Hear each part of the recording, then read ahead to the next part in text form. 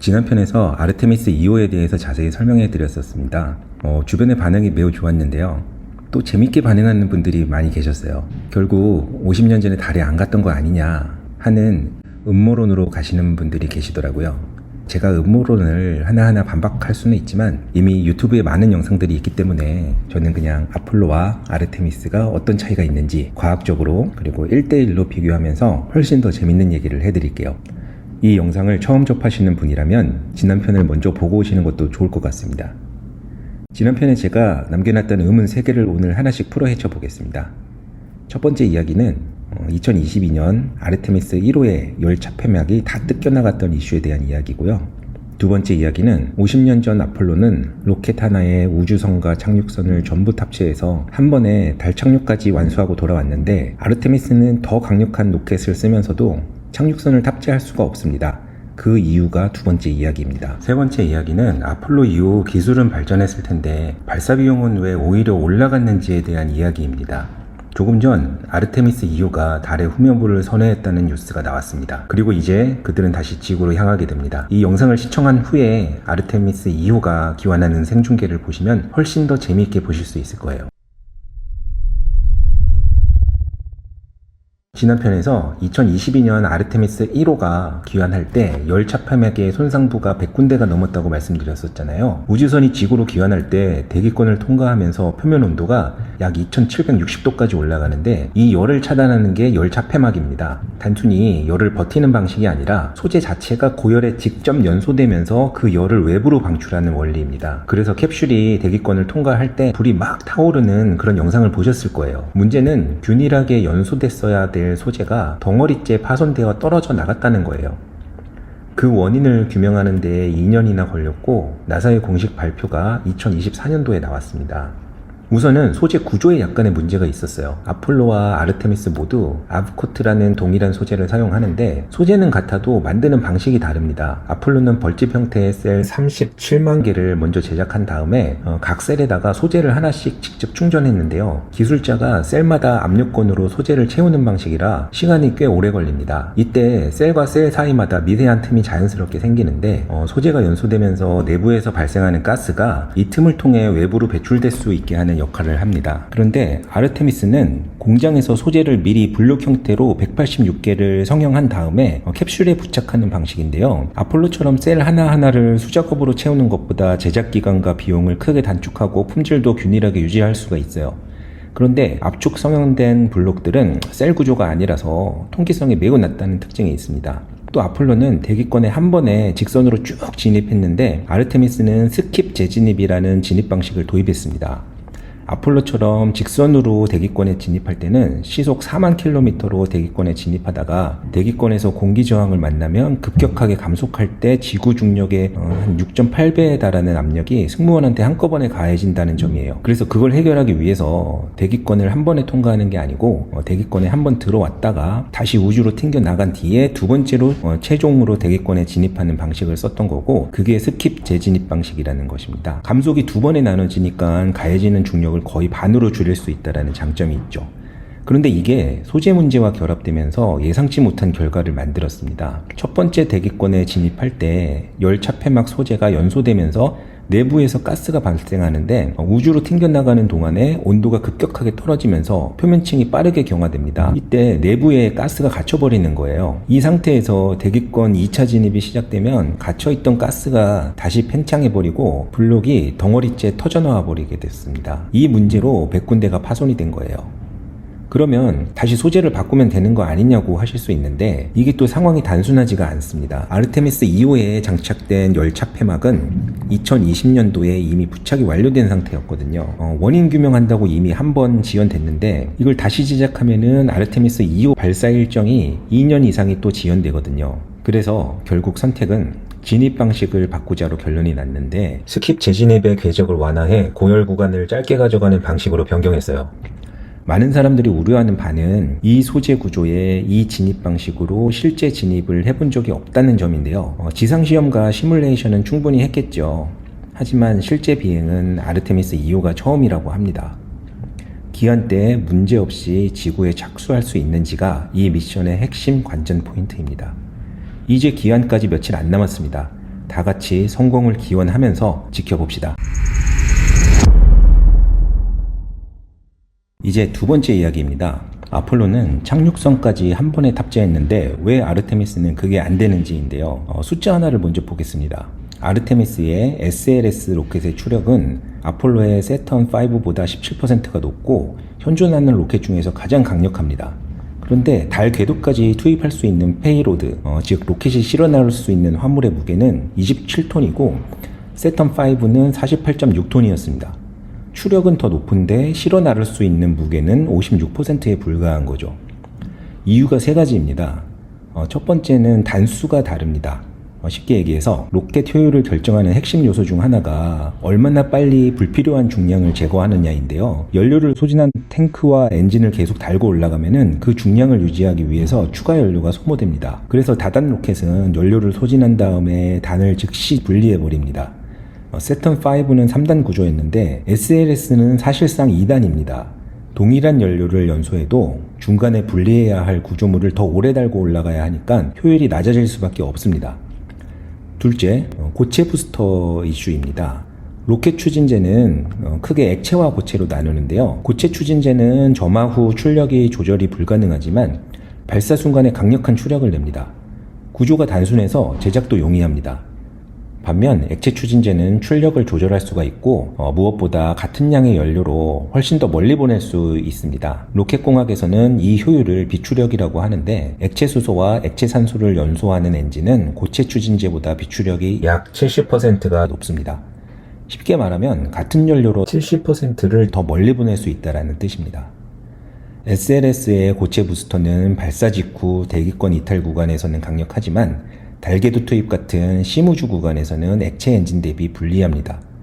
세턴5는 전체 단계가 액체 엔진이었고요. 셋째, 상단 엔진이 임시입니다. SLS 상단에 장착된 엔진은 이 로켓을 위해 설계된 게 아니에요. 델타4 로켓에 사용하던 소형 엔진을 전용한 겁니다. 출력이 작아서 하단에서 올려보내는 추력을 충분히 이어받지 못해요. 원래는 고성능 엔진으로 교체해서 달궤도 투입 페이로드를 38톤 이상으로 끌어올릴 계획이었는데 개발비가 초기 예상인 9.8억 달러에서 28억 달러로 약 3배 증가하면서 지연되었고 그 임시 엔진이 10년째 그 자리에 있는 겁니다. 이 세 가지 이유가 겹친 결과 SLS의 달궤도 투입 한계가 27톤인데 오리온 우주선 자체 질량이 26.5톤입니다.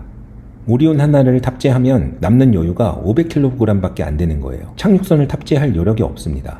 그러면 당연히 따라오는 질문이 있죠. 왜 3단이 아닌 2단으로 설계했을까요? 왜 효율이 낮은 고체 부스터를 채택했을까요? 왜 임시 엔진인 채로 10년을 보냈을까요? 이 질문의 답은 엔지니어한테 있는 게 아닙니다. 지난 편에서 제가 SLS는 스페이스 런치 시스템이라고 말씀을 드렸었죠. 그런데 이게 재밌는 별명이 하나가 있습니다. 세너트 런치 시스템, 즉 상원 발사 시스템이라는 별명입니다.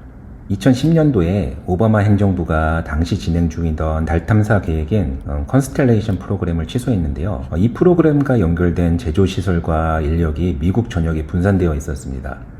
플로리다, 텍사스, 알라바마, 유타, 캘리포니아 등 대부분의 주에 관련 시설이 있었고요. 프로그램이 종료되면 그게 전부 지역 고용 손실로 이어지고 지역 일자리가 사라지면 해당 지역구 의원들은 정치적 타격을 입게 됩니다. 그래서 의회가 나사의 법으로 요구한 게 있는데요. 스페이스 셔틀, 그러니까 1981년부터 2011년까지 나사가 운용했던 제사형 우주 왕복선인데요. 거기에 사용했던 엔진, 부스터, 시설, 인력을 그대로 유지하면서 새 로켓을 개발하라는 겁니다.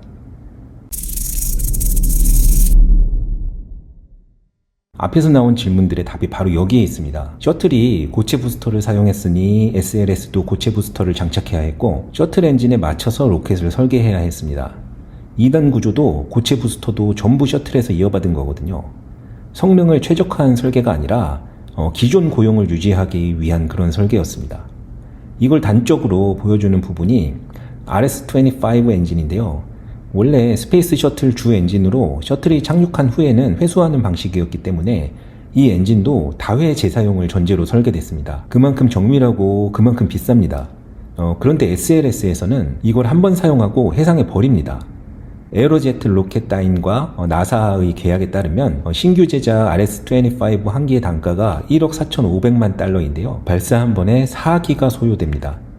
엔진 비용만 매 발사마다 5억 8천만 달러가 수몰되는 거죠. 나사 감사관실이 2024년에 발표한 보고서에 따르면 SLS 부스터와 엔진 관련 계약에만 원래 예산 대비 약 60억 달러 초과의 6년 이상의 일정 지연이 발생했다고 나옵니다. SLS 전체 개발비도 마찬가지인데요.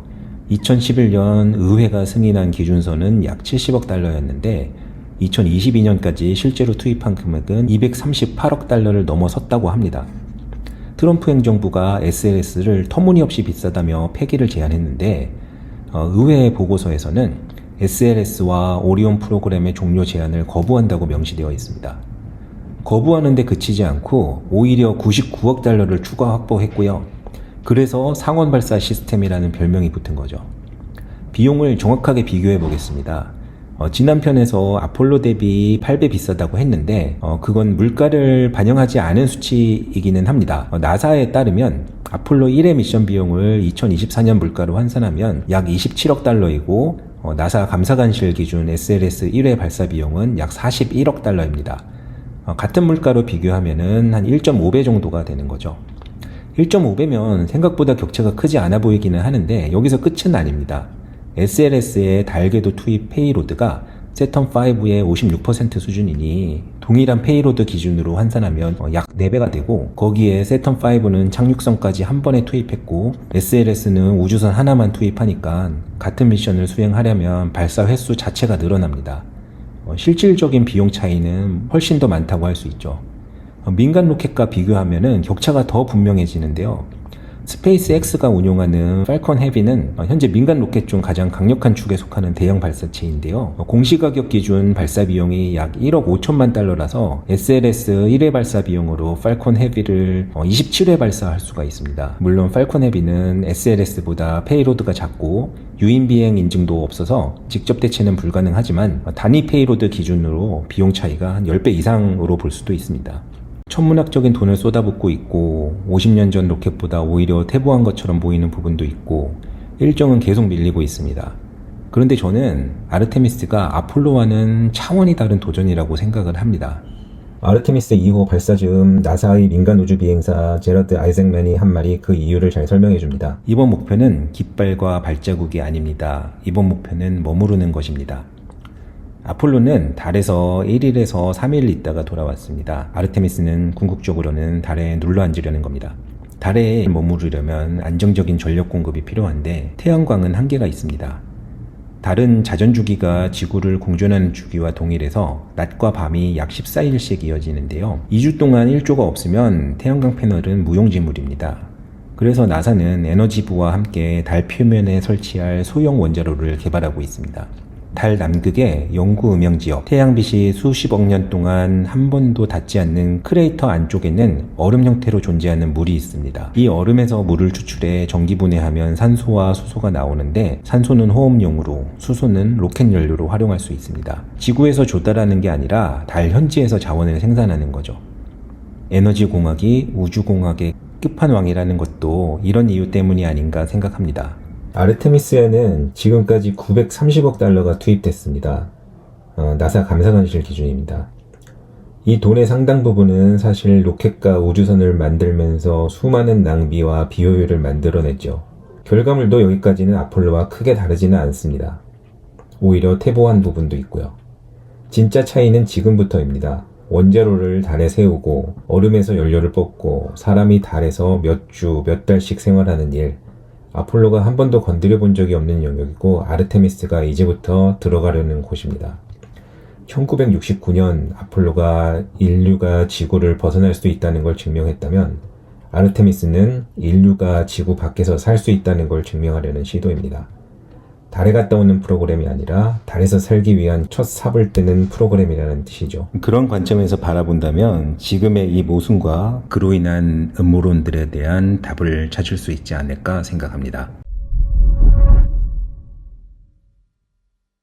사실 나사가 아르테미스 3호의 착륙선으로 선택한 게 스페이스X의 스타쉽인데요.